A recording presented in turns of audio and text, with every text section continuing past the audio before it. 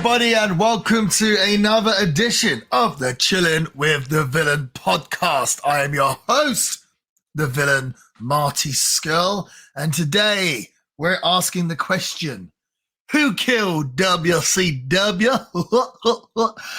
Joining me as always is the producer of the show, Mr. Samuel Scott. This is episode 3 of the Who Killed WCW series, as produced by $7 Productions and Vice Canada, Vice, and the guys from Dark Side of the Ring. So This has had a lot of publicity and promote because The Rock's involved, and so we figured it'd be. Ow! Sorry, I've got my puppy Leo special on my guest, and a special guest. If you're watching, you can see him right now.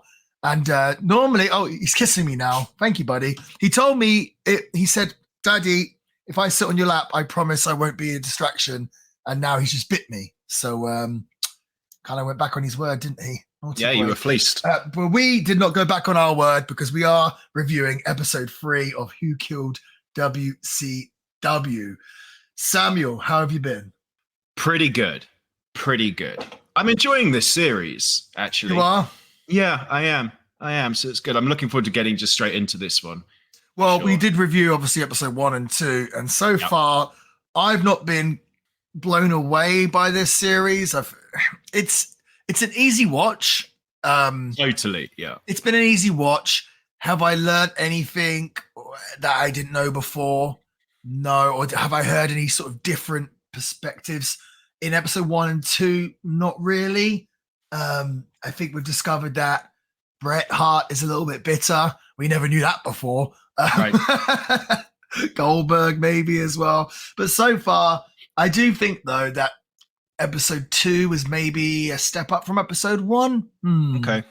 So we're hoping that this gets better and better. But let's just jump straight into the episode. So first thing I'm going to say, episode 3. I think I thought this the last episode, but I didn't mention it. Brad Siegel comes across as a bit of a dick, huh? Not very likable. What do you say? A little bit kind of snaky. Mm-hmm. Yeah. He comes across like he thinks he's above the wrestling business.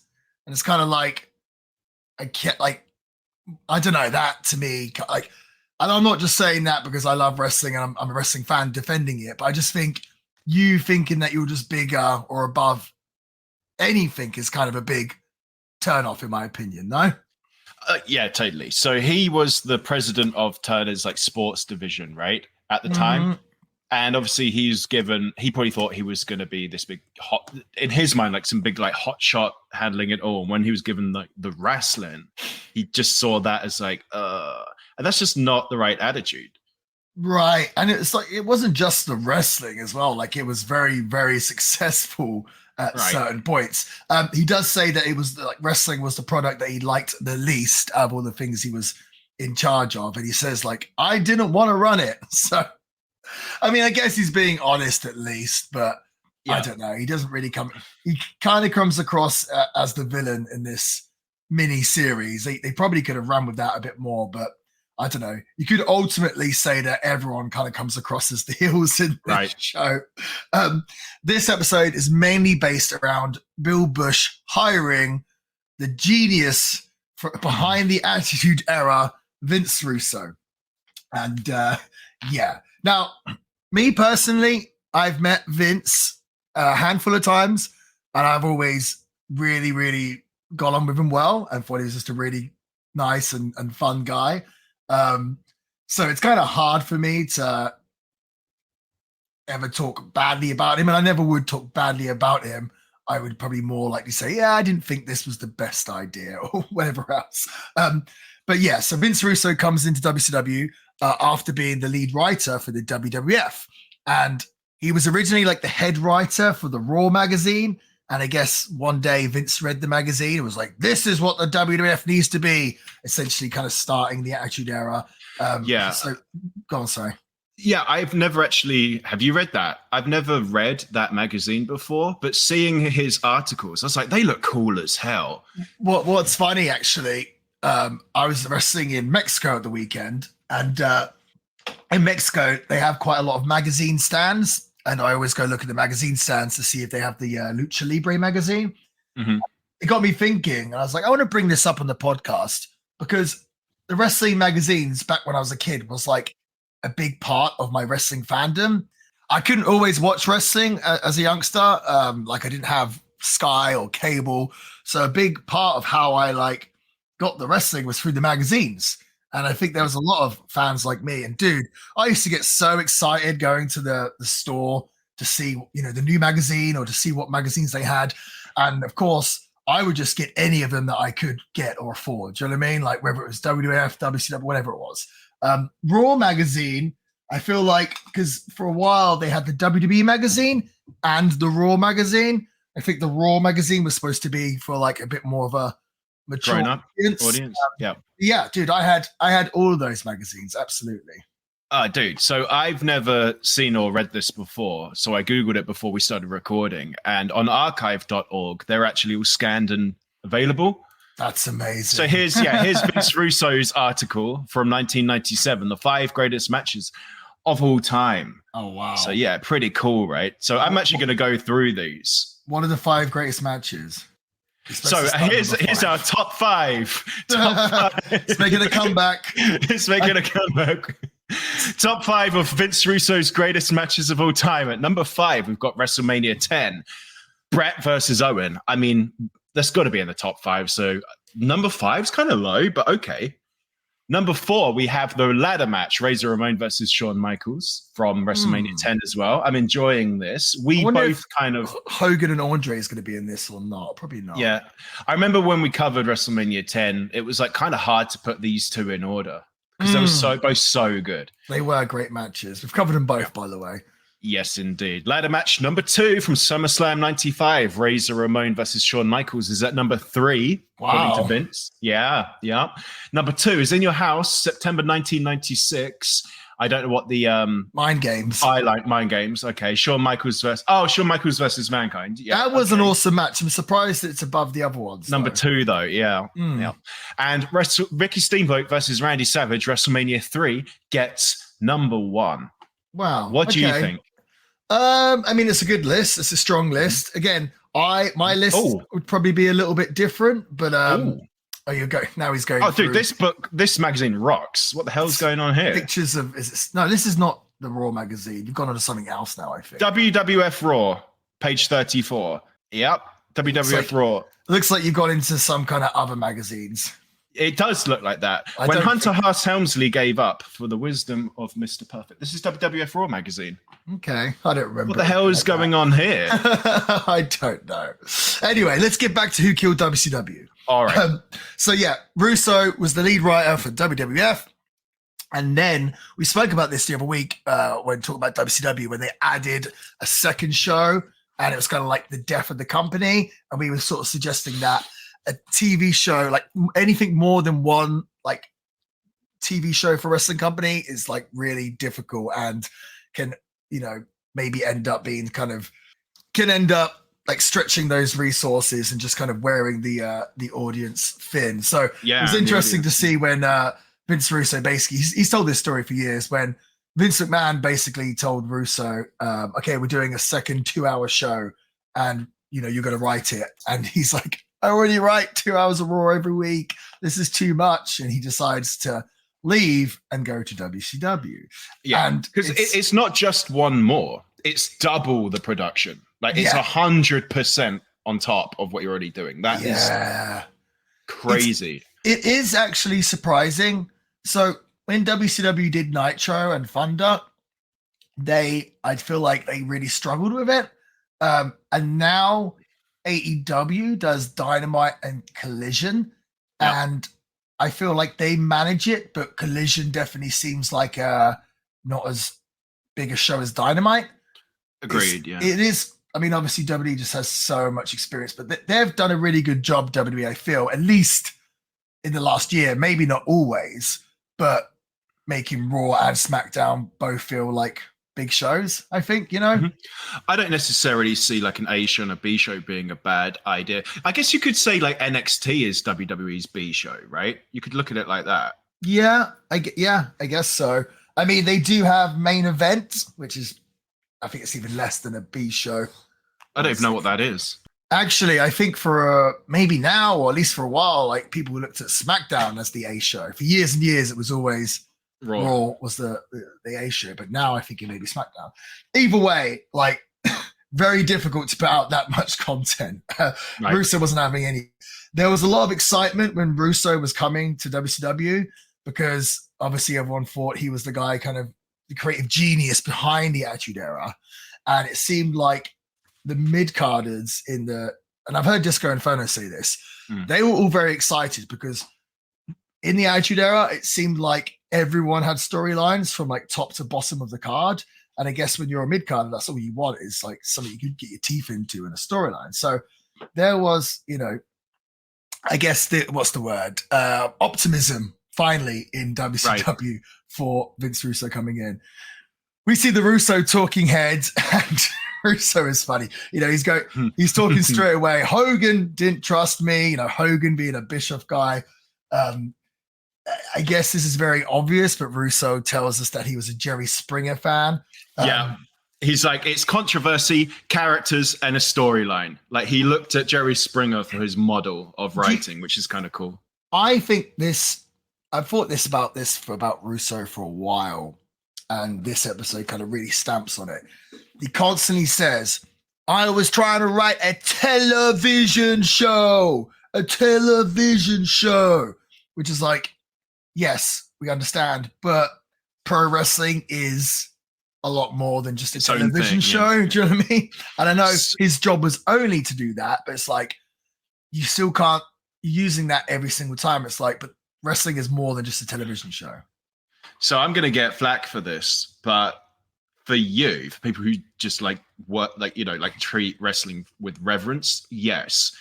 I only watch wrestling for the soap opera aspect. Like that's what draws me in. So from that perspective, I get what he's saying. Okay. I'd much rather watch the soap opera drama than like legitimately good wrestling. Well, let me ask you this question. If you're only watching for the soap opera drama, why wouldn't you just watch a soap opera drama? Because I want the larger than life characters and the sweatiness and the violence. Like I want it all. So the violence, though, that is a component. Yeah. Yeah. Well, I think I know what you're saying. I know what you're saying, but I still think you can't disregard like. It's a core component for sure. Yeah, it's a core component, but you can't be like, oh, it's just a television show. Like it's also live events. It's also pay-per-view. There's a lot more to it than just that TV show. Do you know what I mean? So you have to treat it differently because it's not a soap opera TV show. You know what I mean? So like you already have Jerry Springer. So if he's turning wrestling into Jerry Springer, what's the difference? Yeah, it's going to end up being South Park wrestling, right? Right. But there is actually no wrestling. And I think if wrestling turned into that, it wouldn't be as popular as it is now. Would you agree with that? I'd agree with that. Yeah. Right. Yeah. I can see the premise of his idea. For sure. Like I understand. No, I get it. But also it's like, but there's got to be limits to stuff, like if there's a shocking angle, it's not shocking if it happens every single week, multiple times. Yeah, they said stuff that as well, didn't they? Yeah, Did they say totally true. Yeah, they said, how can the fans trust that the next pay-per-view will actually have something good happen if it just every time they've watched the pay-per-view before, there's something wacky that goes off the rail at the end. Totally. And it's like, but you agree with that, yeah? And I think you would think about what you said as well, because you were very much against the finger poke of doom because you were like, I want to see the wrestling match, right? But it's like, that's the soap opera element. Like, oh, Nash, he wanted to get the title back on Hogan. So it's like, that's true. The wrestling stuff is important as well. But that is true. But I think there's a line, there's clearly a line, and when it gets crossed, and that is obviously one of them. And I don't think Russo would constantly cross the line, but blame it on, it's a television show. It's like, no, but using it's that also, like, okay, if it's a television show, we'll just make David Arquette the world champion. It's like, it's more than a television show, So, Charmel, Booker T's wife, I thought she was pretty good in this. She says, Russo's coming in. It's going to be like louder and faster, which it certainly was. Russo does. Go on, sorry. Brad Siegel said that Vince Russo like made the ratings go up, which is the only metric that Russo in his talking head cared about. But Brad Siegel said at the expense of becoming like totally advertiser unfriendly, and like that kind of dichotomy there, like you could tell he may not be like, he thinks he's the right guy for the job because he's only viewing it from one metric that he in his own mind is succeeding at, which he was. Yes. But there's clearly so many different moving and that's parts. what I'm saying. It's more than a TV show. There's more things to consider. Like if we're just purely going for ratings, let's just put porn on, shall we? Like I'm sure that would get a lot of ratings. Do you know what I mean? But it's like, no, it's a wrestling show. And Russo does talk about that a lot, about how he came in the first 3 months. He says the ratings went up.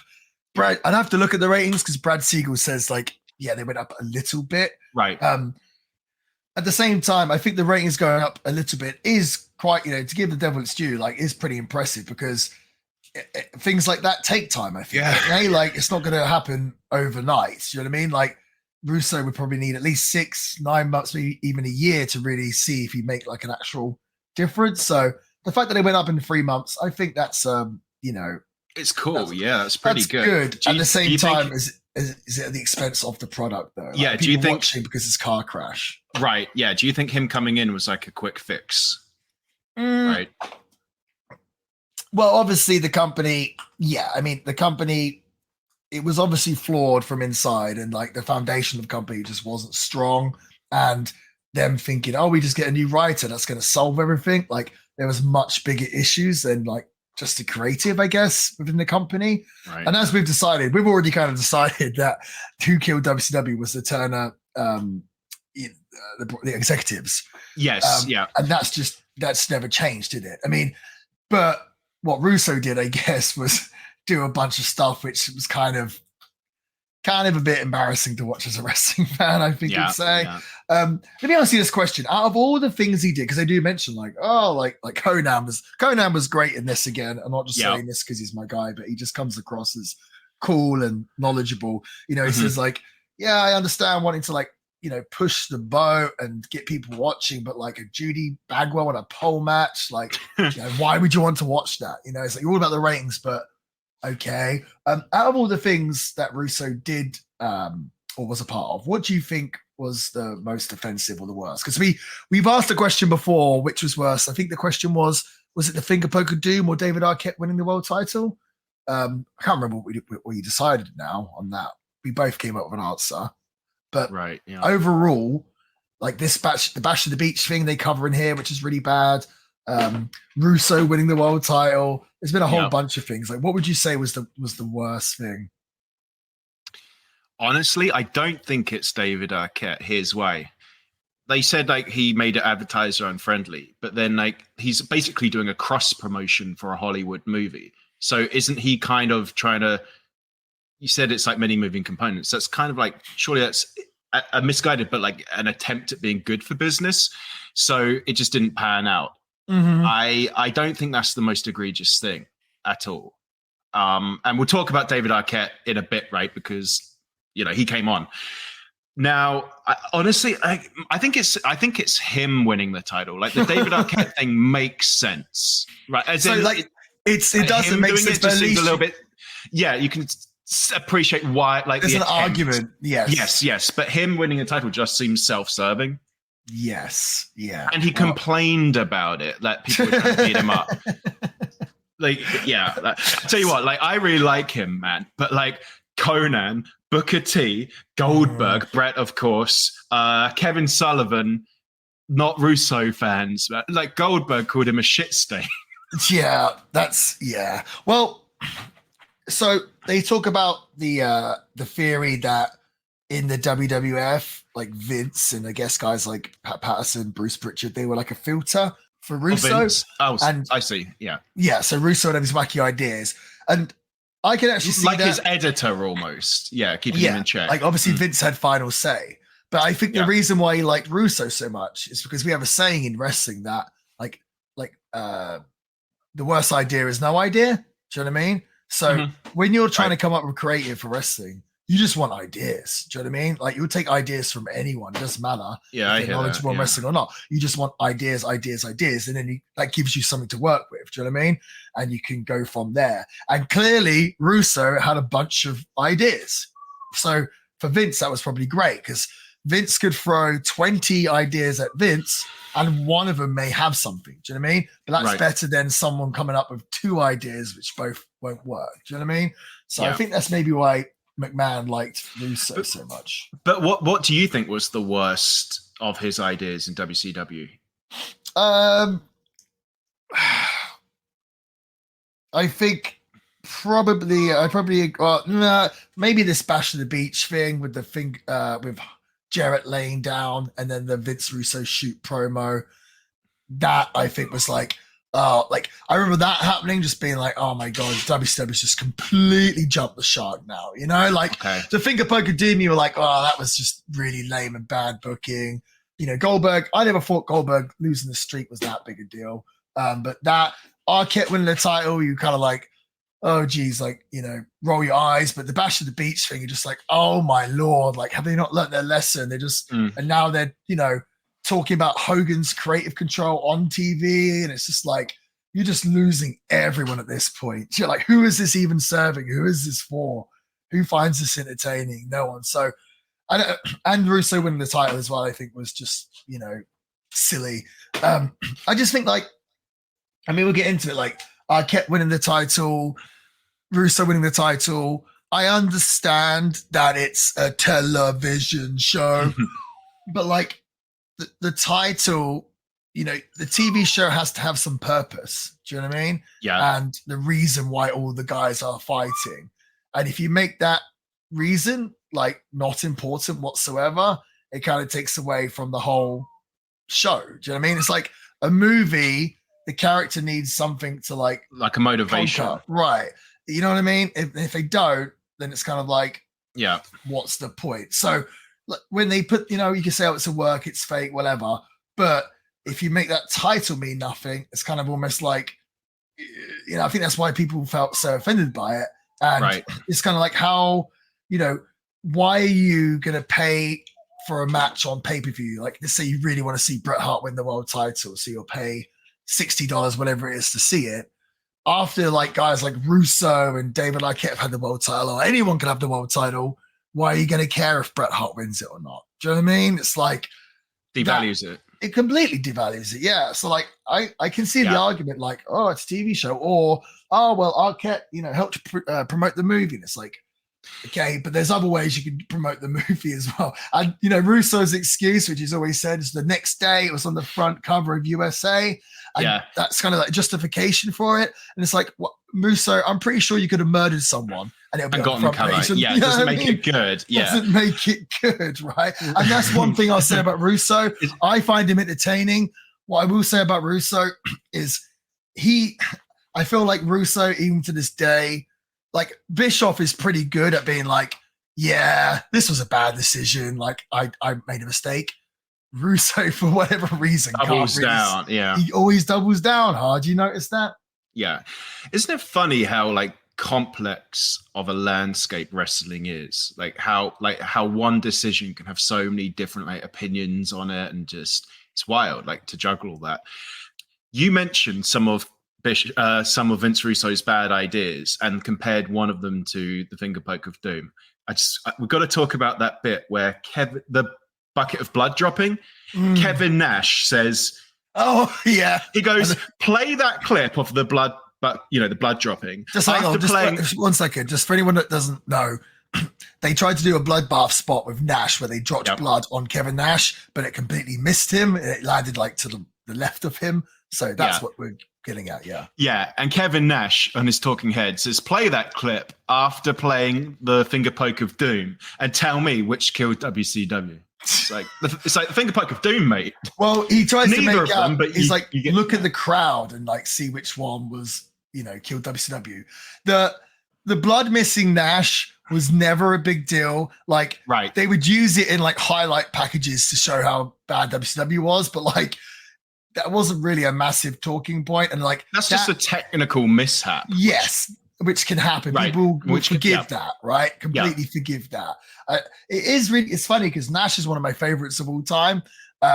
And I really enjoy listening to him talk and everything. And I think he's so knowledgeable on the he's industry. Great to listen to, yeah. But to me, I don't know if he just does it for the rib, but it's like the way he defends the finger poke of doom is like kind of a little bit ridiculous. I'm not saying it killed WCW, but I mean, one other thing you got to remember about the finger poke of doom is that it was done in an arena, I think, with like 25,000 or 35,000 people or something. Like, they wanted to see a big match. Like, can you imagine?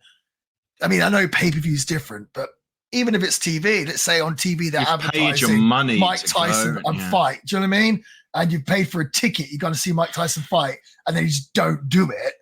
That would be terrible, right? It's atrocious. Just so funny that he thinks the reason people don't like it is because they got worked. It's like, I might go as far as to say that Kevin Nash defends the finger poke of doom more than you defend Hulk Hogan. Almost. Well, speaking of Hogan, Russo, they end up going to Russo and saying we're going to change the way the show's being booked. We're going to have a committee rather than Russo being the head booker. And Russo basically says, I'm leaving. And when he leaves, Kevin Sullivan takes over the booking. Yep. And it's funny because here they tried to make out that like the Radicals left because Russo had gone, which might have been a part of it, but they kind of failed to mention that Benoit had lots of heat with Kevin Sullivan was kind of more of the reason why he left. So Kevin Sullivan was, I think he was married to Nancy, later Nancy Benoit. And then they did a storyline in WCW where she went with Benoit, and then that storyline turned into a shoot. Reality. And so I guess, she ended up with Benoit. So there's a lot of heat between Sullivan and Benoit.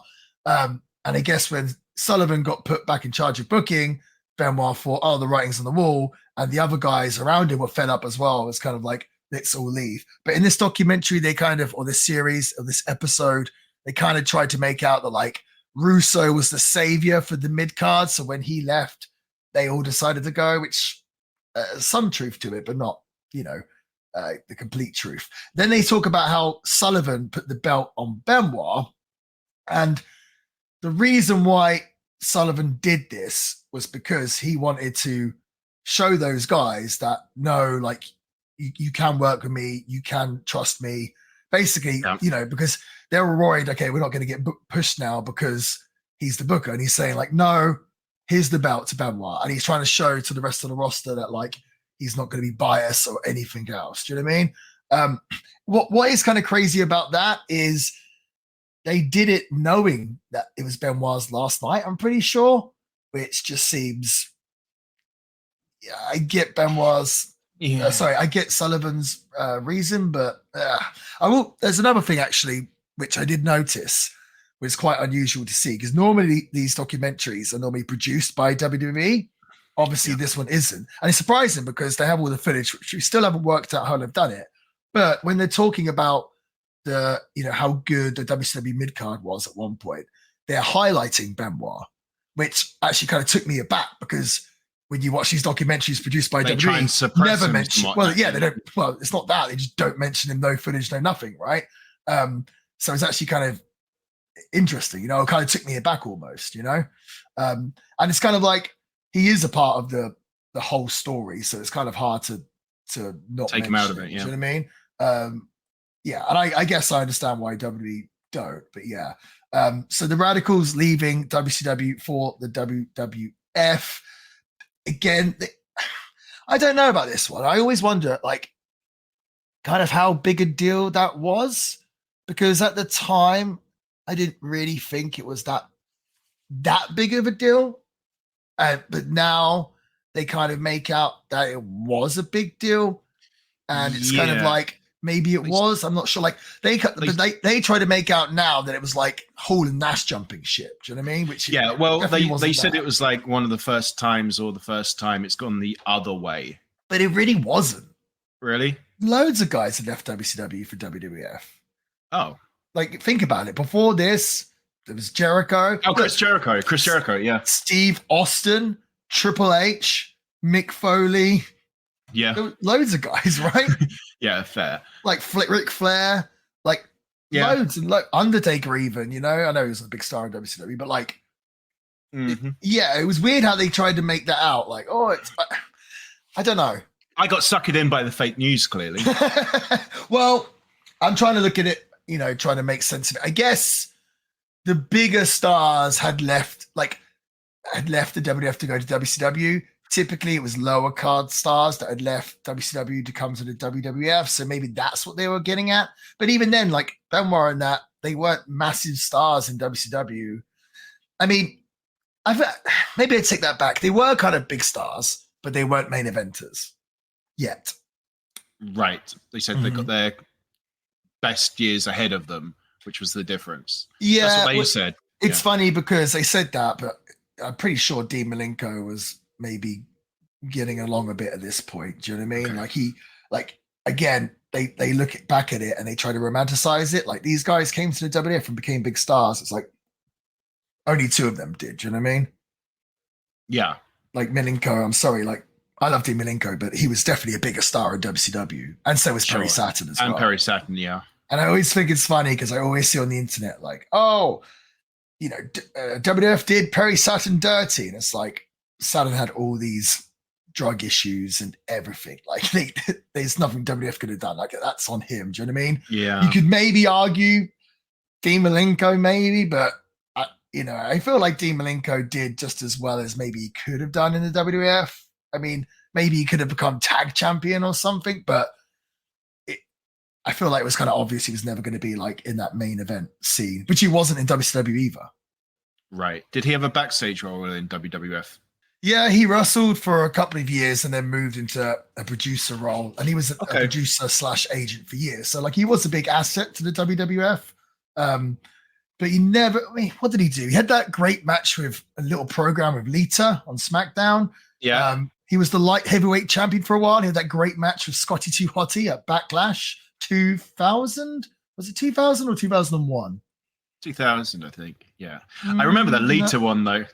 Very well, like when he's in bed with his socks on. Mm-hmm. Yeah. Well, it was strange because they decided to give Dean Malenko you knew they were going to try and give him some gimmick, but they wanted to give him like a James Bond type gimmick. It was kind of like, I don't know if he was the right person. Not feeling for that. Yeah. Right. No. It was kind of odd.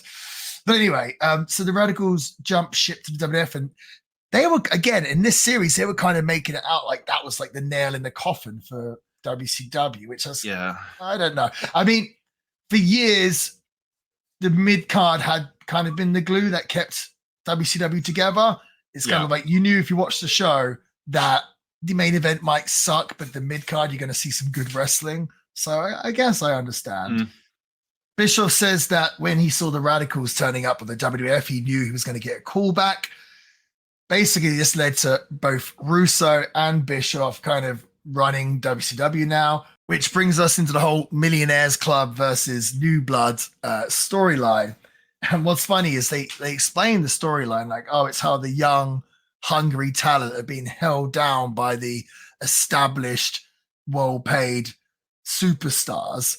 But it's like the Millionaires Club with the baby faces and the New Blood was the heels. So I don't know.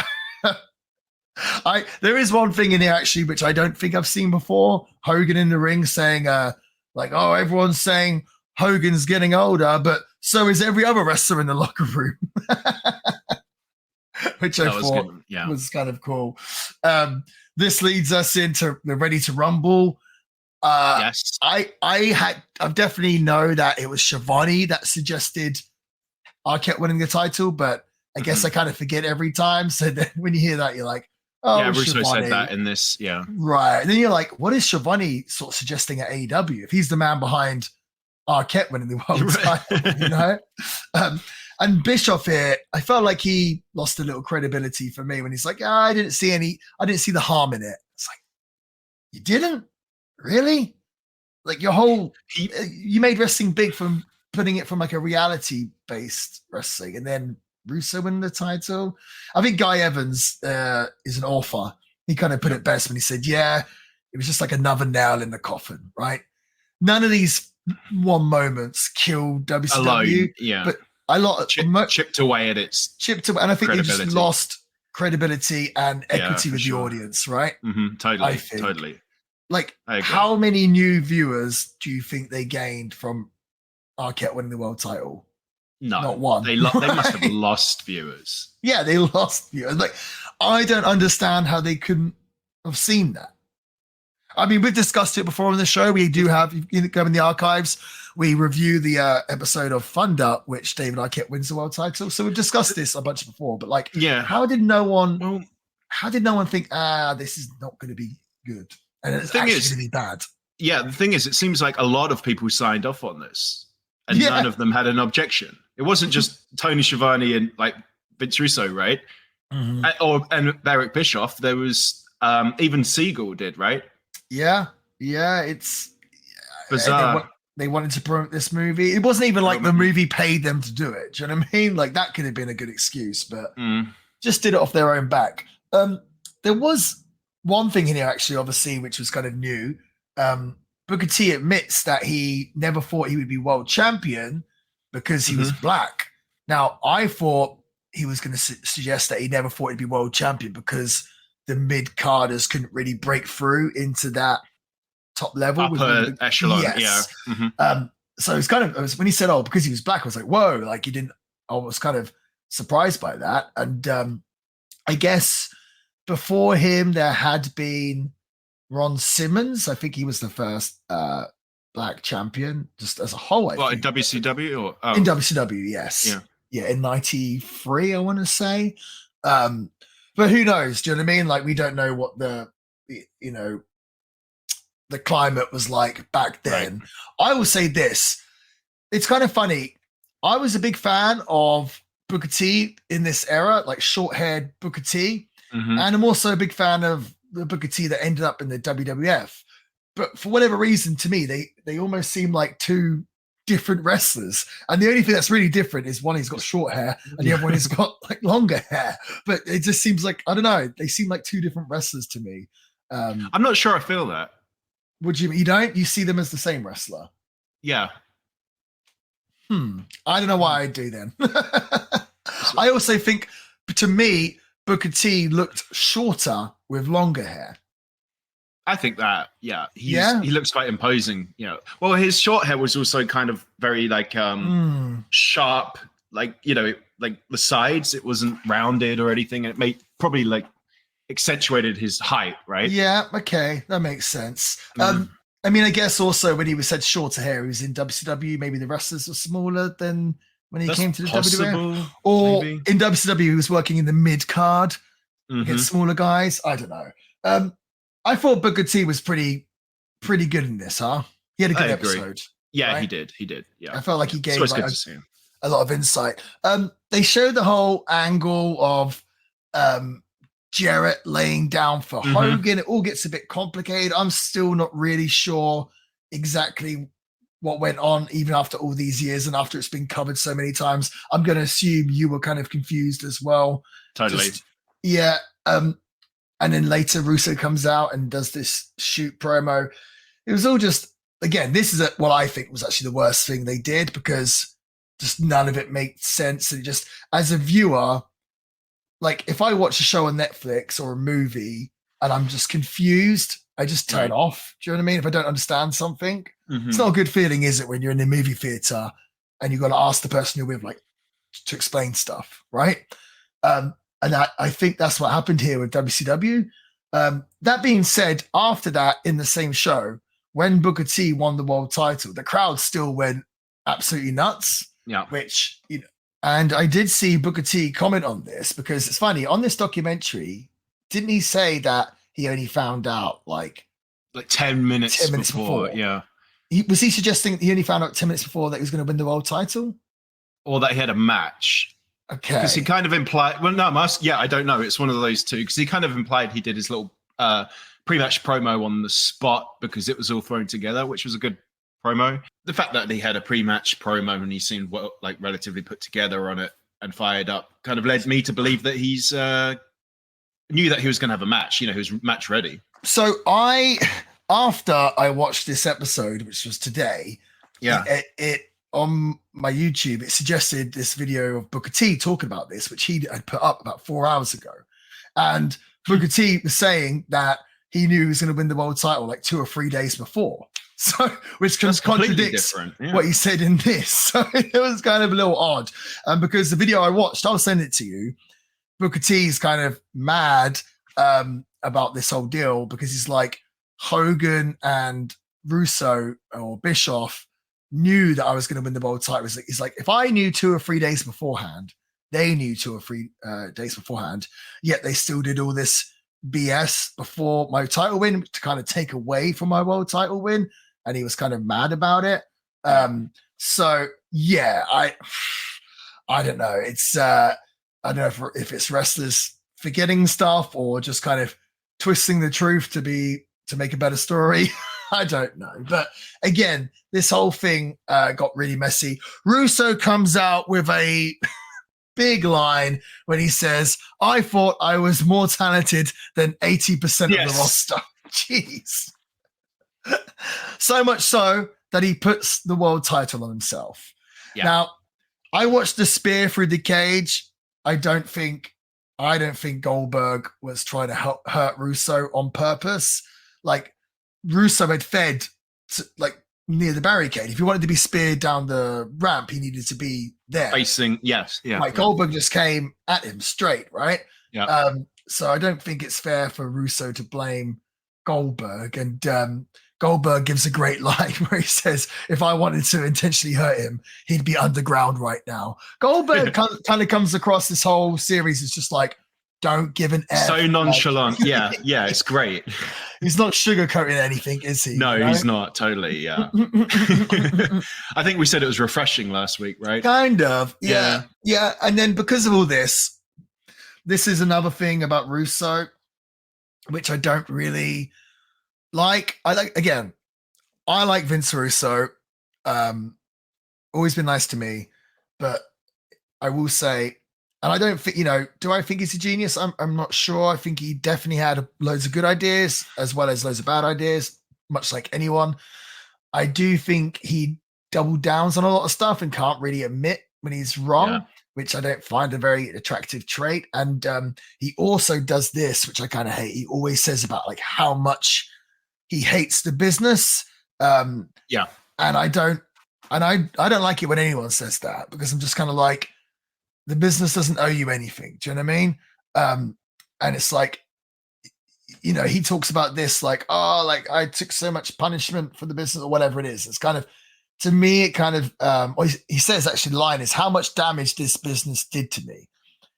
To me, it's kind of like playing victim too much. And it's like, well, Russo, the business actually gave you a living still to this day, in its he's still making money from this business, right?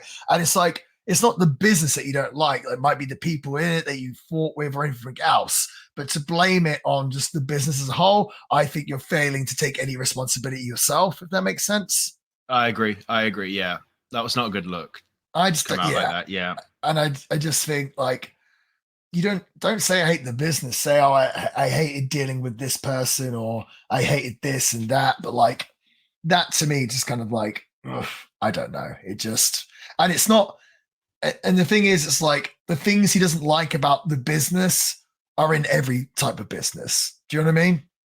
Yeah, we talked about that last week as well. Office politics is everywhere. Yeah. It doesn't matter what industry. It doesn't matter. So don't blame it on the wrestling, the thing that gave you your living for the past 30 years. Do you know what I mean? Like, so yeah. I'm with you on that one. Every episode you ask me who do I think came across best in this episode. I take it you're not going to say Vince Russo. No, I wouldn't say Russo. Who came across best? Probably Booker T, I think, was the big baby face of this episode, huh?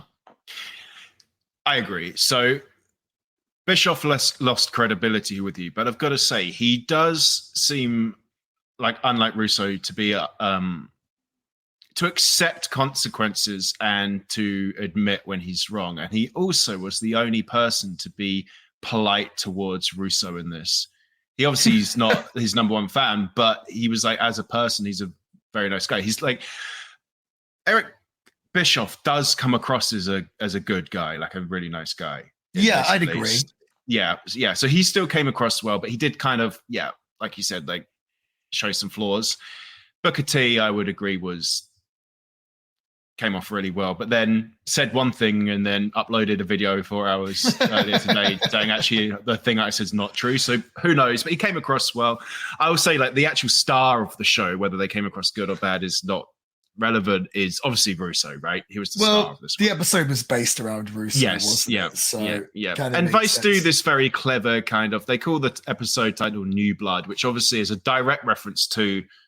I don't know if they're a faction, but those guys. But also it's a double meaning talking about like getting new blood, Vince Russo into the thing. And they did it last week with The Streak Is Over.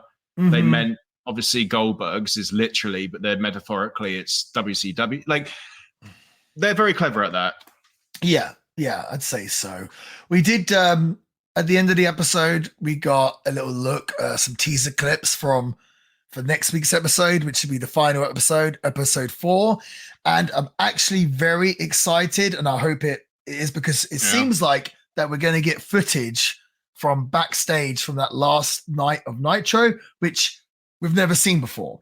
And so far, every single piece of footage in these 3 episodes I've seen before, but it looked like, I might be wrong, but it looked like we're going to see backstage footage from that last ever Nitro, because they had a little clip of Dustin Rhodes being like, what? Does anyone know what's going on? And I was like, whoa, I've not seen this before. So that could be really exciting. I really hope that they can go out with like a bang on this series. I feel like I would excuse 3 episodes of stuff that I've seen before if the last episode, if it crescendos into this, totally will. And maybe I don't actually think that's going to happen, but I'm hoping they surprise me and just come out with a bunch of stuff that I just did not know or I've not seen before even. Would just be really, really cool.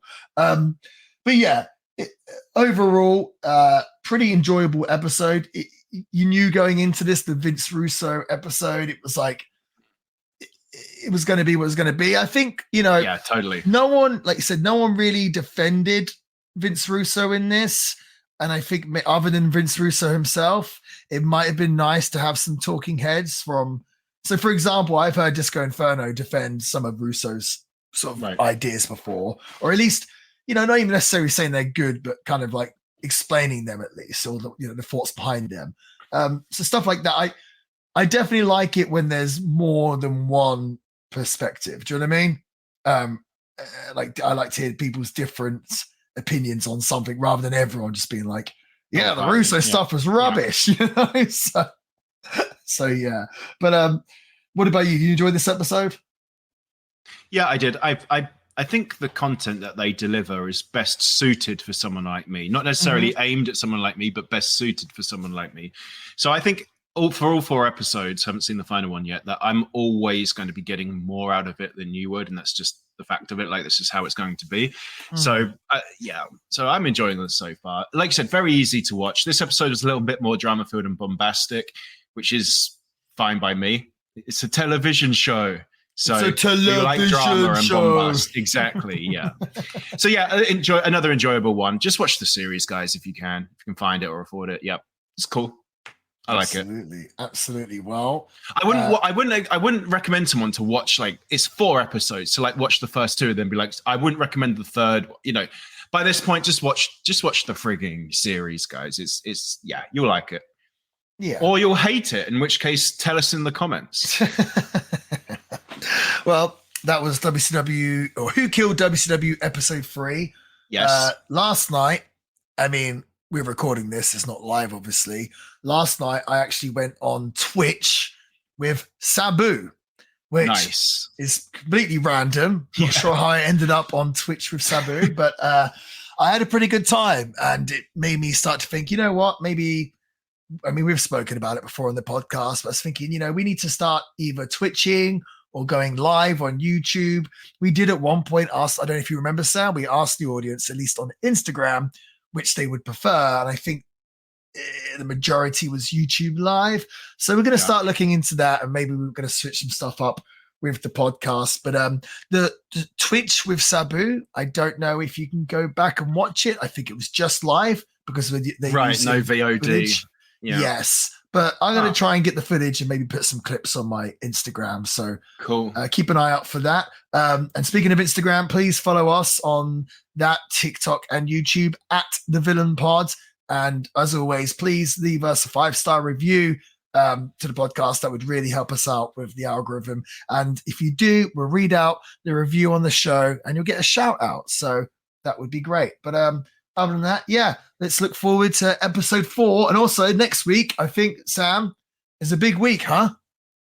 It is. It is. This will be our 52nd episode, not including the bonus Roadhouse review, which means we've been doing this for a year. So yeah, a year, boy. Oh yeah, we better start switching it up. Yeah. Damn, it's gone pretty quickly, hasn't it? I think so. Yeah. A year? Wow. That's wild.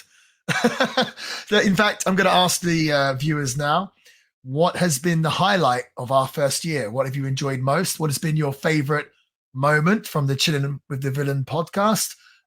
Or what has been your favorite episode of Chillin with the Villain? We'd love to know. Or what's been your favorite reel from Chillin with the Villain or at the Villain Pod? We'd love to hear. So let us know. You can contact us by, obviously the social media at the Villain Pod, or we do have an email address. It is mail at thevillainpod.com. Mm-hmm. That's mail like MAIL, by the way. Yes. You can send us a message and that would be cool. Just let us know your favorite moments of the podcast and just, tell us how great we are. Tell us how great we are and we will read it out. It's that simple. We are that simple. All right. Mate? We absolutely All right, are. then. Yeah, that's it now. Thanks, everyone, and have a good week. Till next week.